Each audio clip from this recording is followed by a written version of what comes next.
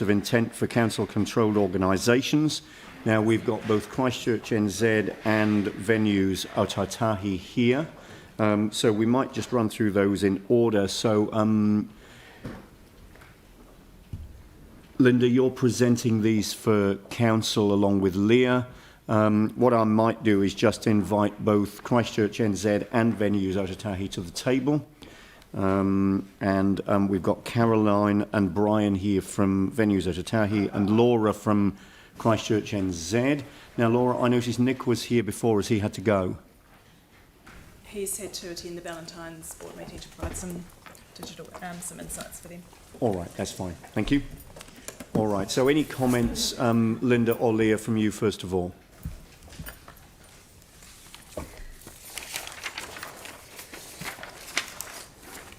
So the paper has the final reports on the final SOIs for all of the remaining CCOs, other than CCHL.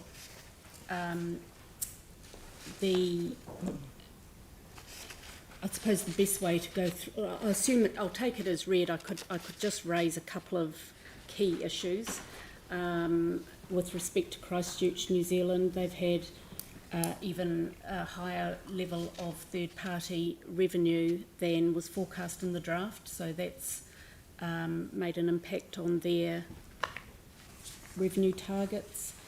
And we're talking about some more informed financial reporting to come through when they report quarterly. Transwaste, this is the first time you've seen their SOI. The joint committee that is made up of other councils in Canterbury has full delegation on all governance matters, so I'm reporting this to you for your information. As with many of our commercial companies, the impact of COVID was far less than they expected, and so their forecast profitability and dividends have gone up. Venues Aotearoa, final SOIs showing improved performance from both a number of events and types of events. The key thing with Venues Aotearoa is that they are very sensitive to any impacts from COVID. Events are very quick to be pulled, but they're very quick to be brought back on again. We noted that the financial flexibility is a key issue that we're interested in, and recently the Council's Chief Executive wrote to the board to express that issue. Local Government Funding Agency improved forecasts largely due to increased borrowing and rising interest rates, and that's really the major things coming out of this report. All right, that's great. Thank you very much. Leah, nothing to add? Yeah, no, just following on from what I've said before, this is if there's any specific questions that you've asked of both the teams here, or if they've got Laura, we'll start with Laura, if you've got anything you want to present to the councillors in regards to your final statement. Thank you. All right, great. So, Laura or Caroline, good to have you here today. Was there anything that you wanted to add by way of comment before we move to questions? Kia ora, thank you for the opportunity to be here. As the councillors know, we did a lot of work workshopping our statement of intent. As Linda's highlighted, two key changes since the last version you saw. The first one is in relation to an increase in third-party revenue, mostly from the Crown as part of COVID recovery for the city. And the other change is the finalisation of the numbers in relation to our KPIs that are outlined in the statement of intent. So happy to respond to any questions as appropriate. Thank you. Caroline, anything to add? Yeah, thank you all again for being here. I feel like I've been here a little bit lately. But nothing really further to add. It's been a really collaborative process of developing our SOI, and albeit we've got some risks in our midst, which carry on from the year that's been, we are optimistic about the future. I thought it was an opportunity maybe, and I know we've talked about it a little bit, just to revisit the priority that is local procurement for venues Ōtautahi. Obviously it has and remains a core focus of the business. In the last 12 months we've contributed 1.4 million direct to local suppliers through the procurement of food and beverage locally, and we now source around 83% of all food and 61% of all beverage from the local market. That has not only improved internal commercials, but is obviously a direct economic benefit to the region. We're forecasting 1.7, 1.9 and 2.1 million in the next 3 years of that direct economic benefit to local suppliers. And obviously with commercial viability underpinning the strategy, it means that we've also improved our cost of goods internally. So it's been a really good news story. What we're also starting to see, and that will just continue to flow on, is that where we procure locally, our local providers are starting to procure everything locally as well. And so that's flowing into employment as well as obviously that broader economic benefit. So I just wanted to highlight that it has and will continue to be a real focus of our future. Thank you. So moving to questions, Pauline. Thank you. Thanks, Carol. When you said 81% food and 61% beverage locally, that's Canterbury, is it? Yeah, so that's Canterbury.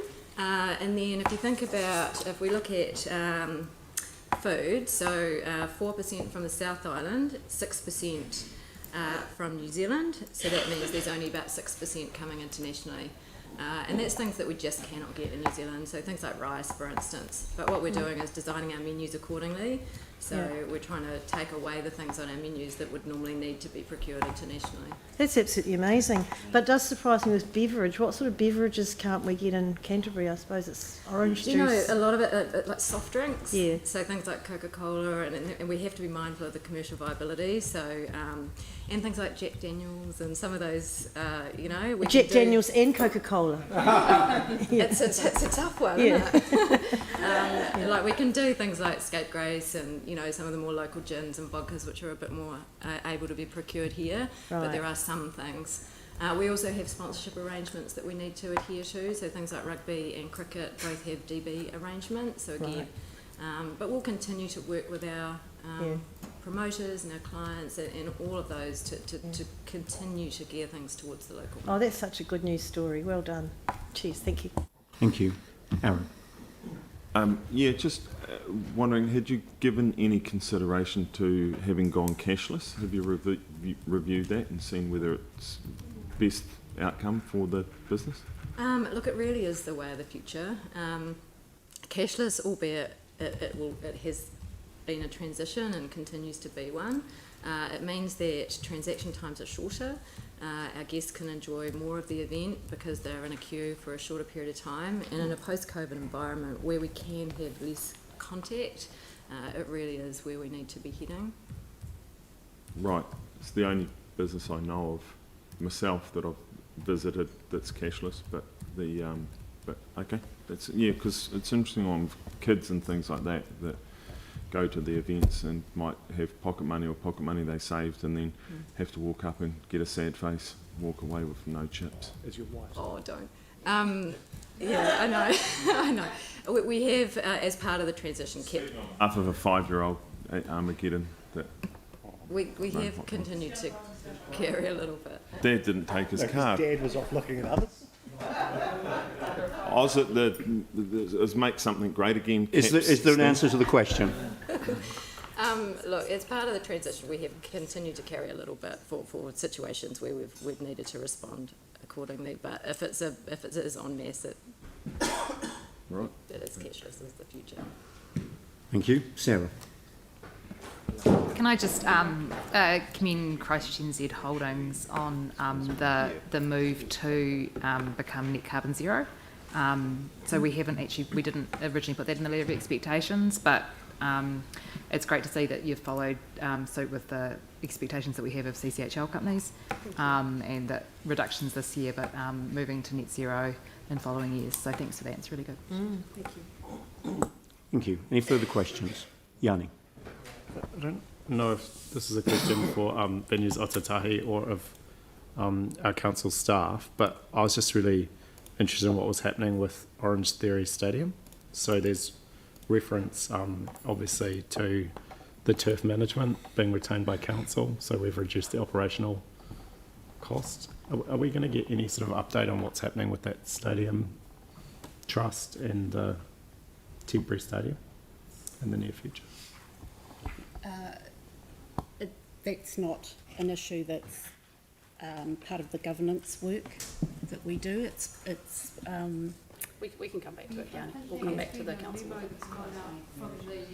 There has been advice that's gone out from the Office of the CE. We can actually update that again, if that's okay, but it's not a matter for this paper. Yeah, so if it's something that can be circulated outside of this meeting, but if there's information, then, yeah, if we can get that, that would be great. Thank you, Mary. Thank you. Yanni, anything else? No. That's Okay, that's good. It's raised a question for me because I think Orange Theory, where's that? Can you just talk a little bit about naming of venues? Mm-hmm. So, and we've touched on it a little bit, is our intention is, and we've just started these wheels in motion, is to create an Ōtautahi collective, which is a syndicate approach to naming rights. So essentially, in the past, we have sold the naming rights to the arena, for example, which Horncastle, Orange Theory, another good example. And look, we really feel that the venues that are paid for by the people of Christchurch should be retained and named by the people of Christchurch. And that's a really powerful proposition on the international stage as well. Christchurch Arena, Canterbury Stadium, Christchurch Town Hall, you know, they're wonderful, wonderful stories to be told. And collectively, we can, we believe that it'll actually deliver a greater commercial outcome as well. So those wheels have just started in motion over this coming month. Thank you very much for that. Thank you. All right, so in the absence of any further questions, we'll now look at receiving these. Now, it would be good, what I want to do is put the resolutions as a whole block, but we'll put them individually so that people that are conflicted on each can sit back from each, and we'll note who's sitting back in each case. So can I have somebody who's not conflicted on any of them to be the mover? So Melanie and Catherine, that would work, wouldn't it? So moved by Melanie, seconded by Catherine as a block. But then I'll put them one at a time so that these people who are conflicted on each one can sit back. So we're receiving the final statement of intent. So I'll put Christchurch NZ first. All those in favour say aye. Aye. Against? That's carried. And that'll be Mike and Andrew who are sitting back from that one. Venues Ōtautahi. All those in favour say aye. Aye. Right. Against? That's carried. And that'll be Tim sitting back from that one. Transwaste Canterbury Limited. All those in favour say aye. Aye. Against? That's carried. And that's Phil and anybody else on that one? Just Phil? All right. Thank you. LGFA. All those in favour say aye. Aye. Against? That's carried. Civic Building Limited. All those in favour say aye. Aye. Against? That's carried. And sitting back from that one is Sam, Phil, and James isn't here. Yep, that's fine. So Sam and Phil. Rod Donald Banks Peninsula Trust. All those in favour say aye. Aye. Against? That's carried. And that's me that's conflicted on that one. And Rickett and Bush Trust. All those in favour say aye. Aye. Against? That's carried. And that's Jimmy Chen conflicted on that one. All right, so thank you to everybody who's been involved in presenting these and answering questions. Thanks very much indeed for coming along. Thank you. All right, so now let's jump back to where we were